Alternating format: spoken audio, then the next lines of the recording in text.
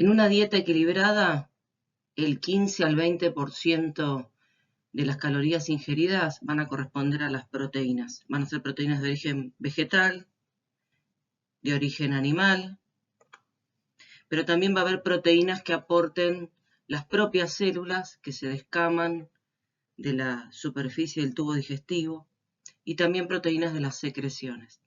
Ya el proceso culinario va a contribuir a la digestión de las proteínas, ¿sí? Como por ejemplo el picado, el amasado, el hervor, la cocción. Son procesos, bueno, físico-químicos que van a colaborar porque lo que van a hacer es desarmar o desenrollar la estructura terciaria y cuaternaria y de esta manera van a favorecer la digestión química. En la boca, básicamente, vamos a tener otro proceso que es la masticación. La masticación permite romper físicamente lo que son las fibras de colágeno. Por supuesto, rompe todas las partículas, las disminuye en tamaño, pero básicamente va a tener importancia en la ruptura de estas fibras de colágeno. En la boca, por supuesto, no hay digestión química y cuando pasamos al estómago, vamos a tener principalmente lo que es el ácido clorhídrico, que va a comenzar con la hidrólisis de las fibras de colágeno y después va a ocurrir ya la digestión química a partir de una enzima específica que es la pepsina. En el estómago vamos entonces a comenzar con lo que es la digestión de las proteínas gracias a la pepsina. La pepsina es una endoenzima porque va a cortar los enlaces peptídicos internos de las proteínas. Se va a obtener a partir del pepsinógeno, que es secretado por las células principales de las glándulas gástricas, y este pepsinógeno va a ser activado por el ácido clorhídrico. El ácido clorhídrico permite que se separe un péptido del pepsinógeno y por lo tanto se active la pepsina. La pepsina va a tener un pH óptimo de 2 a 3, actúa en un medio ácido. Y es la única enzima que va a tener capacidad para digerir el colágeno. Piensen que para poder acceder a las proteínas propias del músculo, primero hay que digerir el colágeno, hay que digerir las fibras de colágeno, que son las que forman todo el envoltorio de tejido conectivo que va a tener el músculo.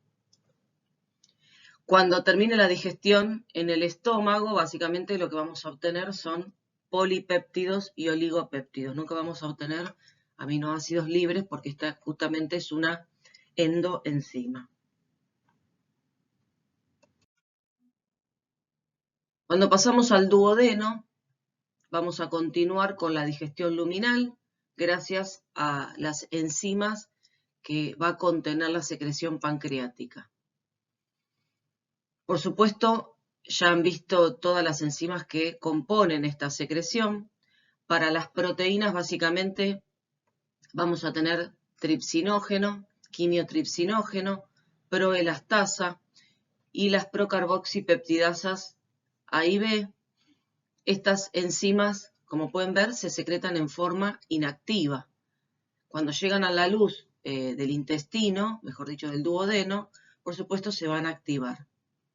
El tripsinógeno se va a activar por la enteroquinasa, que es una enzima que en realidad está en la superficie de los enterocitos, que va a ser liberada hacia la luz y me va a activar la tripsina. En este caso, cuando se active la tripsina por la enteroquinasa, la tripsina se va a encargar de activar al resto de las enzimas. Tripsina, quimiotripsina y elastasa son endopeptidasas.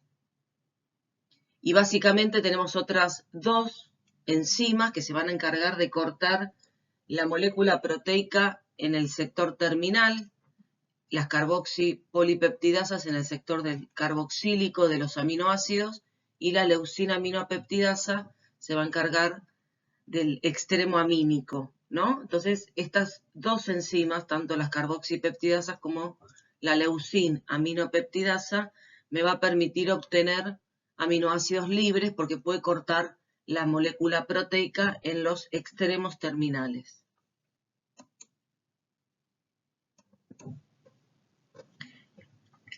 En el duodeno, entonces, gracias a la acción de las enzimas pancreáticas, ya vamos a obtener oligopéptidos, tripéptidos, dipéptidos y aminoácidos libres.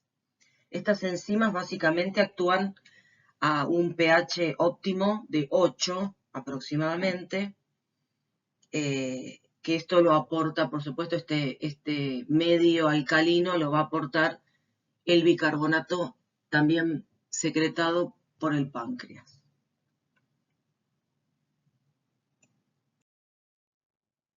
Bien, a nivel de la superficie, ¿sí?, del duodeno y del yeyuno, vamos a tener también enzimas de superficie, de la digestión de las peptidasas gástricas y pancreáticas, obtuvimos oligopéptidos, di y tripéptidos, que estas enzimas de superficie van a terminar de digerir para obtener aminoácidos libres. Por lo tanto, en la superficie de la membrana del enterocito vamos a tener oligoaminopeptidasas y di y tripeptidasas que me van a permitir la digestión de di y tripéptidos para obtener aminoácidos libres.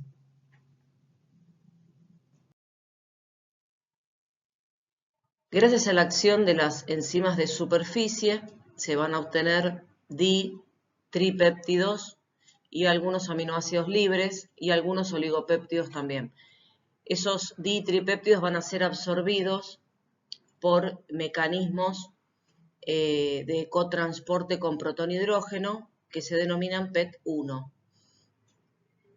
Por lo tanto, los ditripéptidos van a ingresar al citoplasma del enterocito y en el interior va a ocurrir el tercer paso de la digestión de proteínas que corresponde a la digestión intracelular o intracitosólica.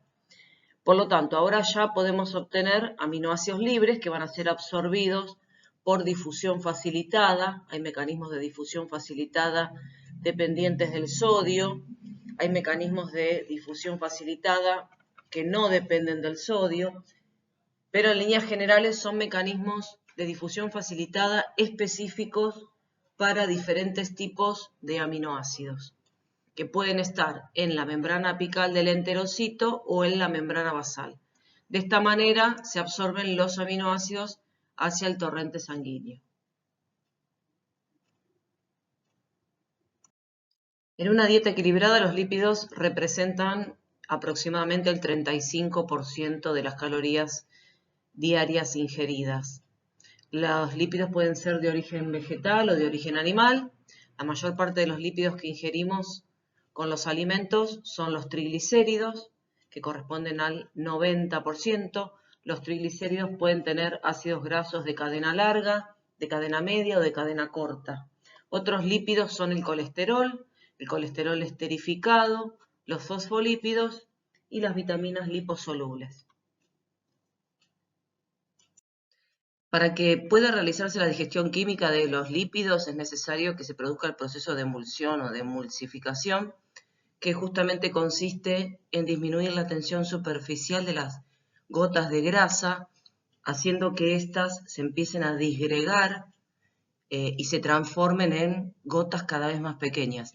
Sabemos que los lípidos no se disuelven en el agua, en los líquidos, y esta es una manera de hacer que los lípidos se transformen en partículas más pequeñas, justamente para que las enzimas puedan actuar y también para lograr un cierto grado de solubilidad importante para transportarse por el intestino y además para poder ser absorbidos. ¿Dónde ocurre la emulsión? La emulsión es un proceso físico, ¿sí? Tanto la masticación como los movimientos peristálticos que ocurren en el estómago hacen que las gotas de grasa vayan dividiéndose cada vez más y se hagan cada vez más pequeñas. Pero el verdadero proceso de emulsión, la emulsión, digamos, estable y la emulsión efectiva ocurre en el intestino delgado, gracias a la acción de las sales biliares. Las sales biliares son, bueno, moléculas que tienen un extremo polar hidrofílico y un extremo no polar hidrofóbico, por lo tanto se disponen de una manera sea, la zona hidrofílica hacia el contacto con el líquido y la zona hidrofóbica en contacto con la grasa, y esto va haciendo que las partículas de grasa o de lípido se disgreguen y se transformen en moléculas más pequeñas sin que estas moléculas pequeñas vuelvan a agregarse. Porque cuando uno disgrega los lípidos, estos tienen tendencia a volver a agregarse, a volver a juntarse y a formar gotas, obviamente de mayor tamaño. Por lo tanto, estas sales biliares impiden que las gotas de grasa, una vez que se disgregaron, se vuelvan a juntar.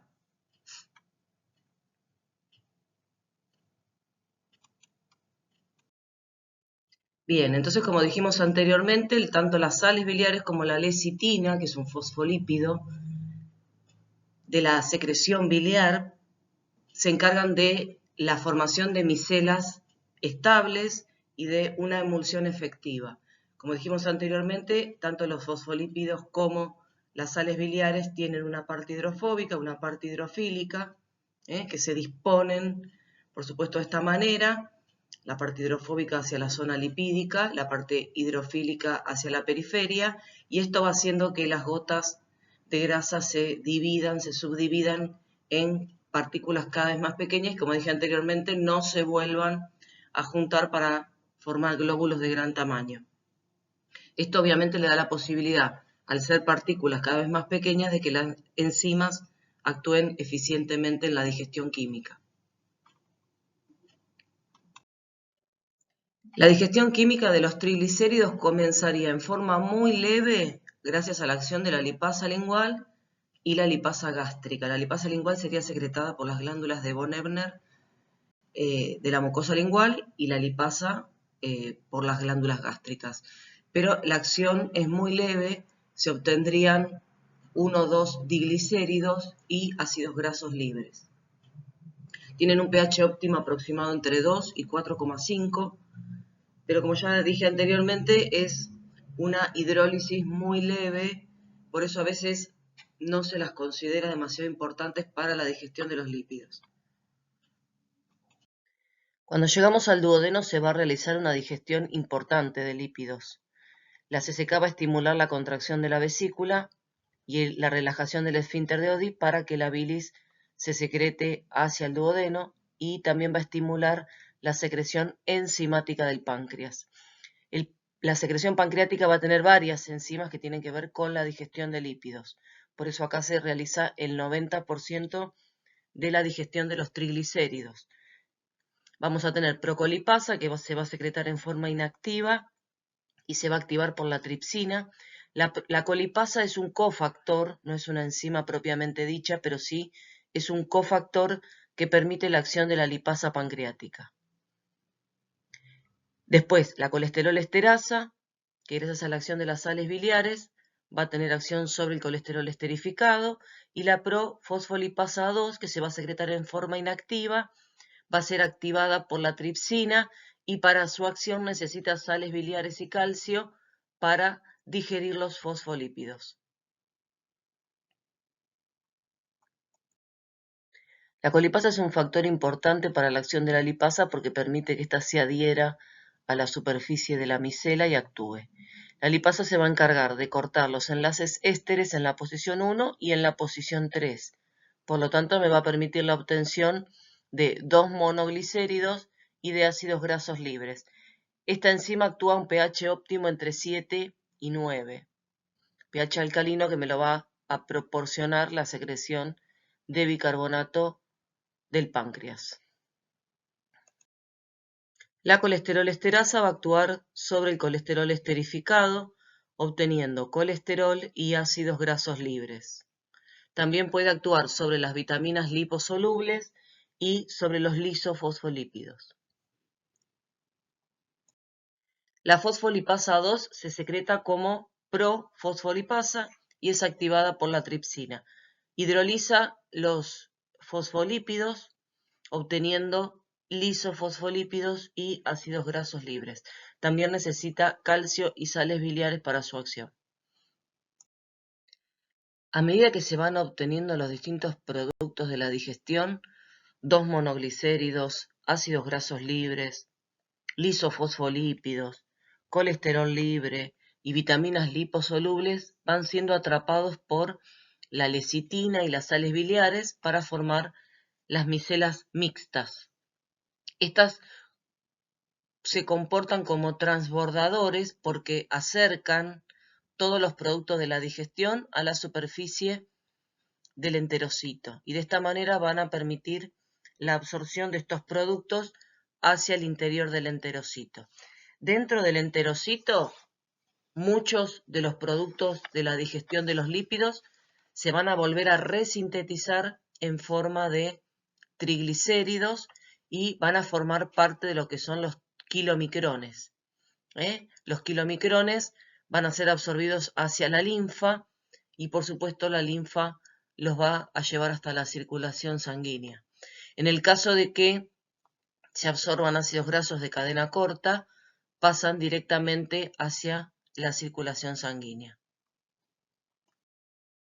Bueno, como dijimos anteriormente, entonces los triglicéridos resintetizados en el retículo endoplasmático liso del enterocito se van a unir a una apoproteína y van a formar los kilomicrones que van a ser absorbidos hacia el conducto torácico y por supuesto va a ser devuelto a la circulación sanguínea. Y directamente hacia la sangre van a pasar los ácidos grasos de cadena corta y media. De esta manera damos por finalizado lo que es la digestión y absorción de todos los macronutrientes. Por favor, no se olviden de realizar la lectura de los textos, porque esto es una aproximación de este tema. Por lo tanto, profundicen con la lectura y con la realización del trabajo práctico. Muchas gracias.